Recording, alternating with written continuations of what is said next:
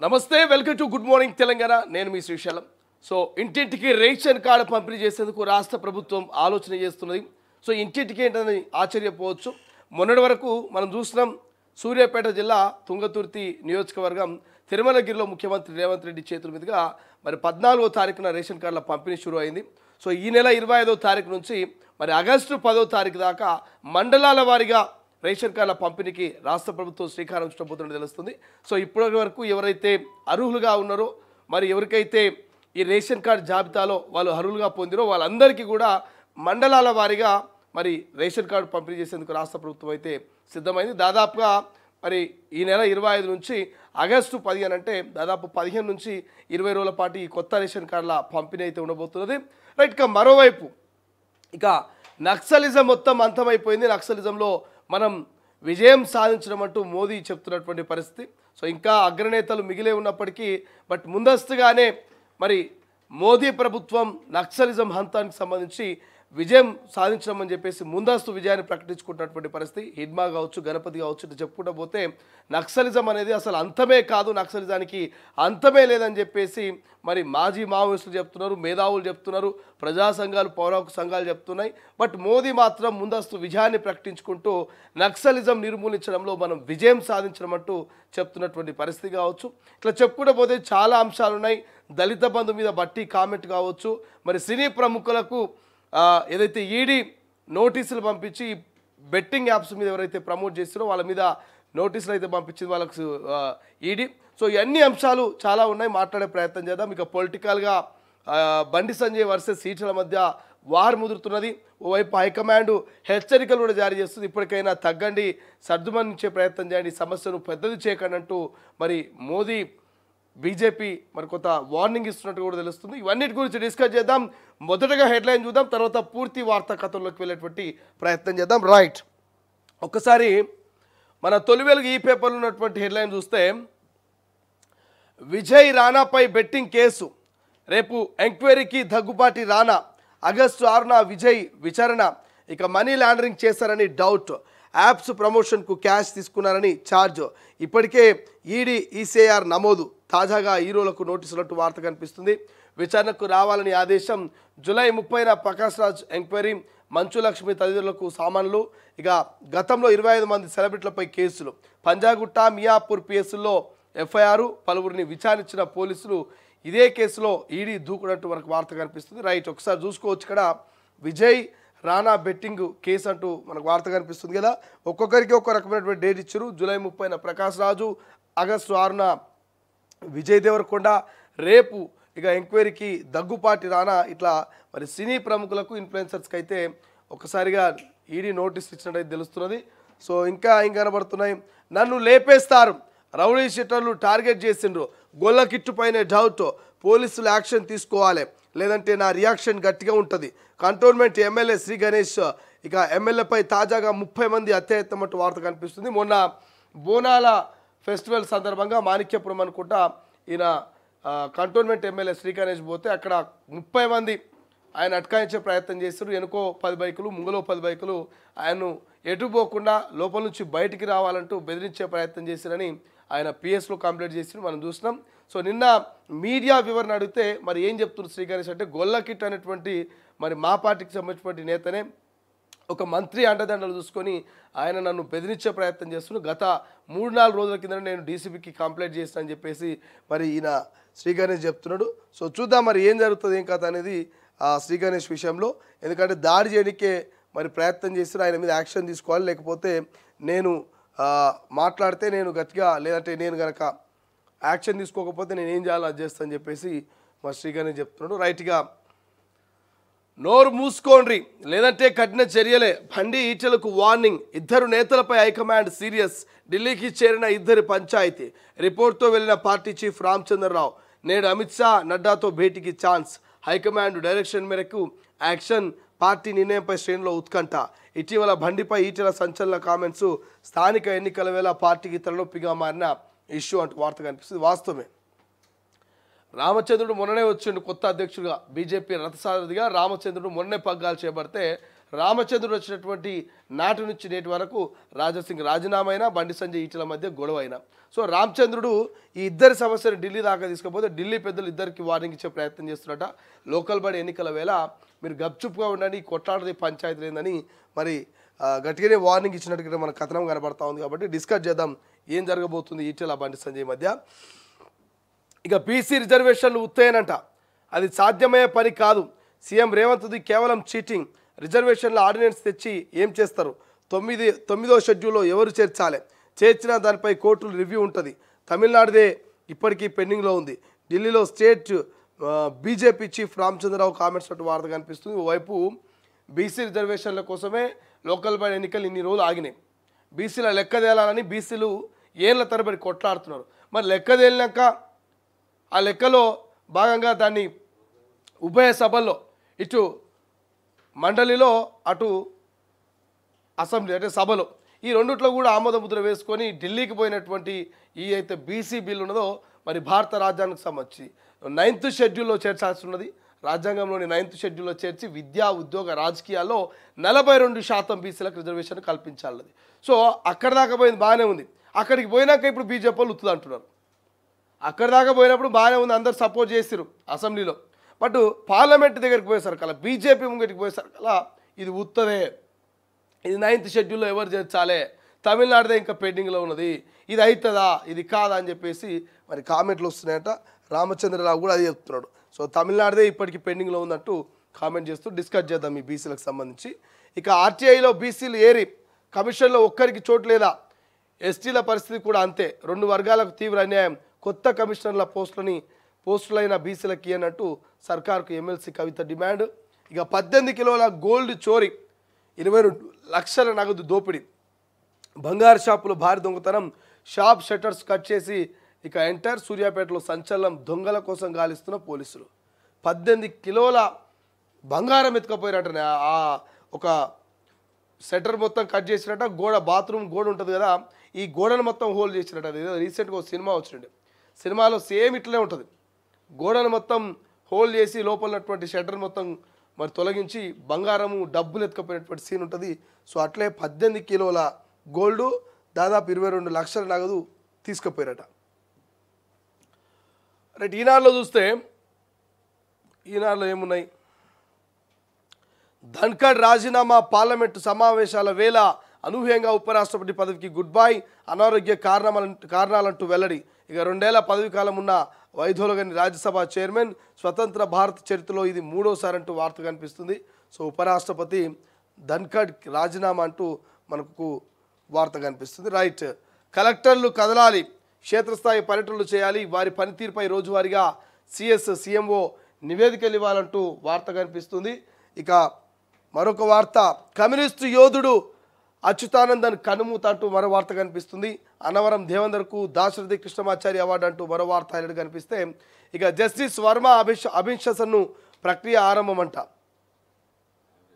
ఇక తీర్మానాలపై 152 మంది లోక్సభ సభ్యులు ఇక 63 మంది రాజ్యసభ సభ్యులు సంతకాలతో పాటు ఆపరేషన్ సింధూర్పై ప్రత్యేక చర్చకు లోక్సభ 16 గంటలు పార్లమెంట్ సమావేశాలు తొలి రోజే అంతరాయాల్లో వాయిదా అంటూ వార్త ఇక బెట్టింగ్ యాప్ల ప్రచారం కేసులో విచారణకు రండి సినీ ప్రముఖులకు ఈడీ నోటీసులు అంటూ వార్త హైలైట్ కనిపిస్తే 42% రిజర్వేషన్లను 9వ షెడ్యూల్లో చేర్చడం అసాధ్యం సుప్రీంకోర్టు తీర్పుల గురించి తెలిసి సీఎం డిమాండ్ చేయడం బీసీలను మోసగించడమే ఇక భాజపా తెలంగాణ అధ్యక్షుడు రామచంద్రరావు కామెంట్స్ అంటూ వార్త కనిపిస్తుంటే ఇక డిజైన్లు కావాలంటే నివేదికలు ఇవ్వాల్సిందే కాళేశ్వరం సికి సిడిఓ లేక మేడిగడ్డ బ్యారేజ్ 7వ బ్లాక్ పునరుద్ధరణలో రోజుకో మలుపు అంటూ వార్త కనిపిస్తుంది ఇంకేం కనబడుతున్నాయి కోతికి చెలగాటం ఇక పల్లెకు ప్రాణ సంకటం నివాసాల మధ్య సంచరిస్తూ మనుషులపై దాడి ఆసుపత్రులకు వేల సంఖ్యలో బాధితులు భయంతో పరిగెడుతూ గాయపడుతున్న పిల్లలు మహిళలు అంటూ కోతులకు సంబంధించిన ఒక వార్త కనబడుతున్నది రైట్ ఆంధ్రజ్యోతిలో చూస్తే ఇక జగదీప్ ధన్ఖడ్ రాజీనామా పార్లమెంట్ సమావేశాల తొలి రోజే ఉపరాష్ట్రపతి సంచలన నిర్ణయం అంటూ వార్త హైలైట్ కనిపిస్తే ఇక పేదలకు సంబంధించిన వార్త 25 నుంచి రేషన్ కార్డులు ఆగస్టు 10 వరకు మండలాల వారీగా పంపిణీ జిల్లాల ఇన్ఛార్జ్ మంత్రులు పాల్గొనాలి. మనకు రైతులే ముఖ్యం, వారికంటే ఎవరు ఎక్కువ కాదు. అన్నదాతలకు నష్టం జరిగే పని ఎవరు చేసినా ఉపేక్షించాం. ఎరువుల లభ్యతను ఎప్పటికప్పుడు రైతులకు తెలపాలి. కలెక్టర్లు ఉదయం 7 గంటలకే ఫీల్డ్లో ఉండాలి. ఏ రోజు ఏం చేశారనే వివరాలు నాకు పంపాలి. వాతావరణ వివరాలను ఎప్పటికప్పుడు ప్రజలకు తెలపాలి. కలెక్టర్లకు అత్యవసర ఖర్చుల కింద వారి ఖాతాలో 1 కోటి. ఇక కలెక్టర్లతో వీడియో కాన్ఫరెన్స్లో సీఎం రేవంత్ రెడ్డి బీసీ రిజర్వేషన్లకు నమూనాగా తెలంగాణ దేశవ్యాప్తంగా బీసీ రిజర్వేషన్లు పెంచాలంటూ ఉద్యమ కార్యాచరణకు సిద్ధమవుతున్న ఏఐసిసి. ఇక 24న ఢిల్లీకి రేవంత్ రెడ్డి, రాహుల్ గాంధీ ఖర్గేతో భేటీ అంటూ వార్త కనిపిస్తుంది. సో రేషన్ కార్డులు 25వ తారీఖు నుంచి మండలాల వారీగా పంపిణీ చేస్తారట. దానికి సంబంధించిన వార్తలు ఇక్కడ మనకు కనిపిస్తూ ఉంది. సో జిల్లాల ఇన్ఛార్జీలు మంత్రులు ఎవరైతే ఉన్నారో వీళ్ళందరూ పాల్గొనాలి. ఇక మనకు రైతులే ముఖ్యమని చెప్తున్నది రాష్ట్ర ప్రభుత్వం. ఎవరు ముఖ్యమంటుంది? రైతులే ముఖ్యమంటూ రాష్ట్ర ప్రభుత్వం చెప్తున్నది. మరి కలెక్టర్ల ఖాతాలో 1 కోటి రూపాయలు పెడతాం, ఏదైనా ఖర్చులు కావాలంటే ఖర్చుల కింద వాడుకోవచ్చు అని చెప్తున్నారు. రైట్, ఇంకేం కనబడుతుంది? అన్ని హద్దులు దాటేస్తున్నారు, రాజకీయ ప్రయోజనాల కోసం ఈడీ దుర్వినియోగం అంటూ సుప్రీంకోర్టు. మూడా కేసులో కర్ణాటక సీఎం సిద్ధరామయ్య భార్యకు ఊరట. ఇక క్లయింట్లకు సలహాపై లాయర్లకు ఈడీ సామాన్లు. సుప్రీం ఆగ్రహం. ఈడీ సూపర్ పోలీస్ కాదంటూ మద్రాస్ హైకోర్టు మొట్టికాయ. బెట్టింగ్ యాప్ల కేసులో రానా, ప్రకాష్ రాజ్, విజయ్కు ఈడీ నోటీసులు అంటూ వార్త హెడ్ కనిపిస్తుంది. రైట్గా దుకాణం గదిలో దొంగలు తెరిచిన బీర్వా. నగల దుకాణానికి కన్నం. 18 కిలోల బంగారం ఆభరణాలు చోరీ. 40 తులాల బంగారం బిస్కెట్లు, 19.5 లక్షల నగదు కూడా అపహరణం. ఇక సూర్యాపేటలో ఘటన. షాప్ వెనక వైపు నుంచి రంధ్రం, నగలు దాచిన గది షటరు. బీర్వాను గ్యాస్ కట్టర్తో కట్ చేసిన దొంగలు. యూపీకి చెందిన ముఠా పని అంటూ అనుమానం అంట. చూడండి, ఇదైతే నగల దుకాణానికి వెనక నుంచి గోడకు మొత్తం రంధ్రం పెట్టినట. వెనక నుంచి రంధ్రం పెట్టి, ఇప్పుడు ఫర్ ఎగ్జాంపుల్ ఈ టీవీ గోడ అనుకుంటే, ఈ గోడ అంటే ఈ టీవీ వెనక నుంచి పెద్దగా రంధ్రం పెట్టి లోపలికి పోయి లోపల సెటర్ మొత్తం కట్ చేసి ఆ సెటర్ లోపల ఉన్నటువంటి బీర్వాని కట్ చేసి లోపల ఉన్నటువంటి మరి 18 కిలోలు, ఎంతనయా 18 కిలోల బంగారం తీసుకుపోయారంటనయా. అంటే ఎన్ని కోట్ల రూపాయలు ఒకసారి ఆలోచించండి. సో 18 కిలోలు అంటే తులం బంగారం ఇప్పుడు 1,00,000 రూపాయలు. సో అంటే ఆలోచన చేయండి, దగ్గర 18-20 కోట్ల రూపాయలు అవుతాయి.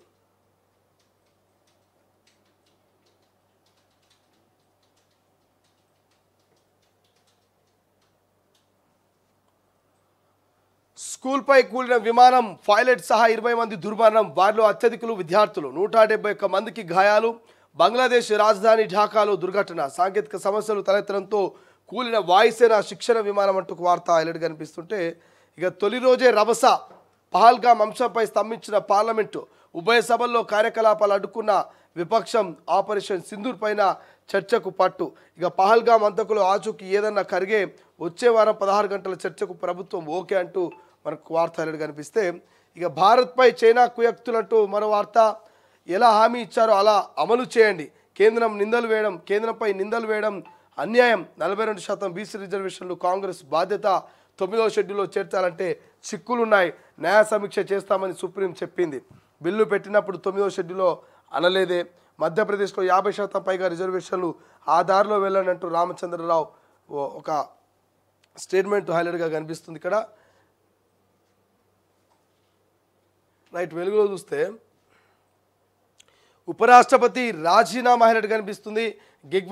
గిగ్ వర్కర్లకు ప్రత్యేక నిధి అనేది ఒకటి హైలైట్గా కనిపిస్తుంది. ఇక కలెక్టర్లు బి అలర్ట్.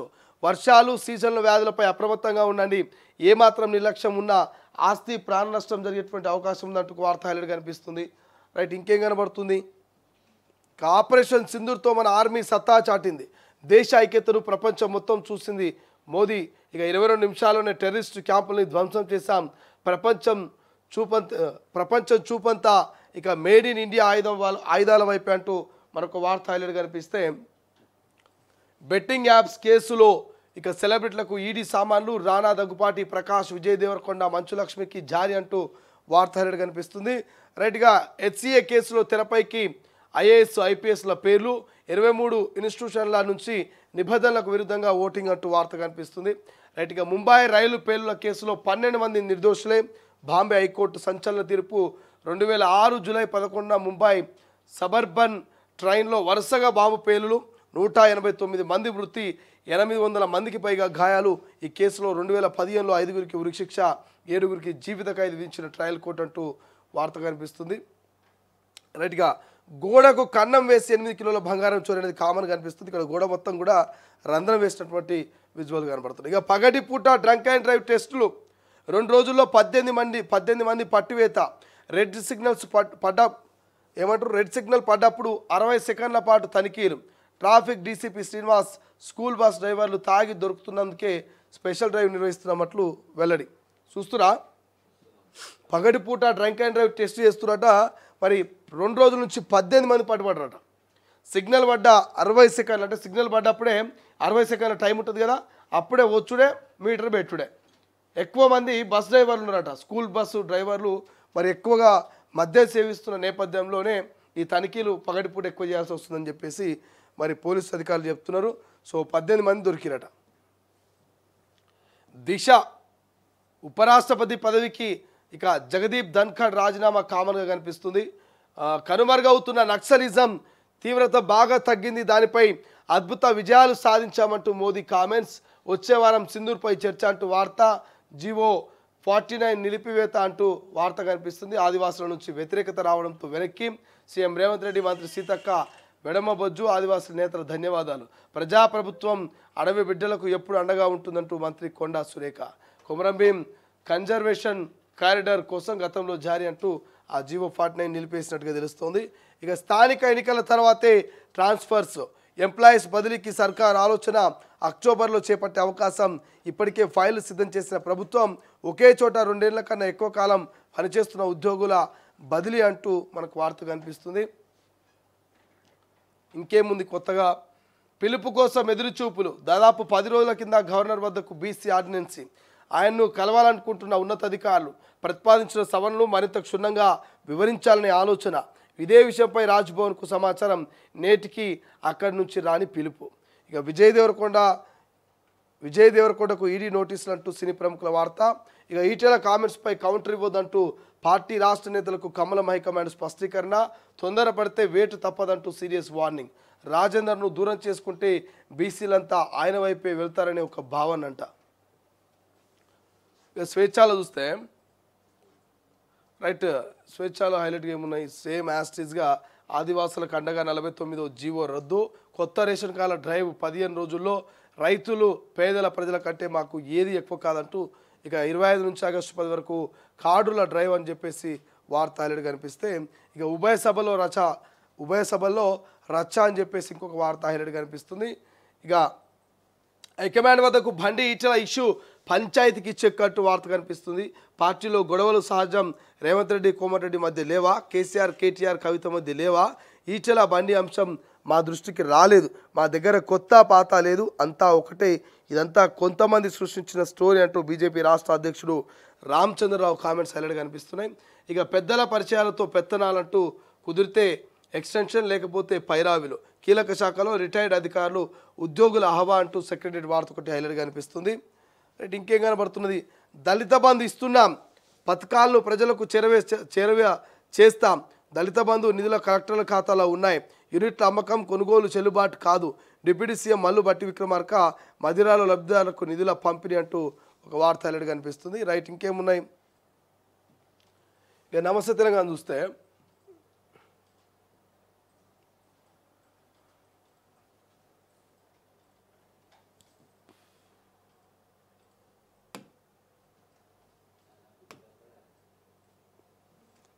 మోదీ మా ప్రశ్నలకు బదిలీవు, ప్రధాని ఉండాల్సింది బిగ్ బాస్లా కాదంటూ మరి నమస్తే తెలంగాణకు వార్త హైలైట్ కనిపిస్తుంది. సో అది 22 అప్డేట్ కాలేనట్టుంది.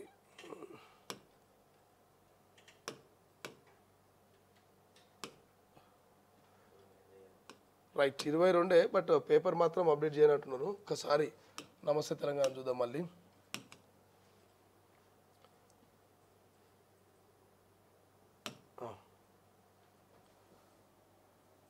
ఏందా ఇది? అక్కడ నేను అదే చూపిస్తుంది, ఇక్కడ ఓపెన్ అయితే లేదు.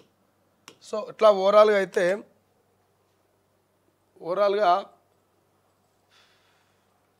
కొత్త రేషన్ కార్డుల పంపిణీకి సంబంధించి ఇతర వార్తలు అయితే కనబడుతున్నాయి.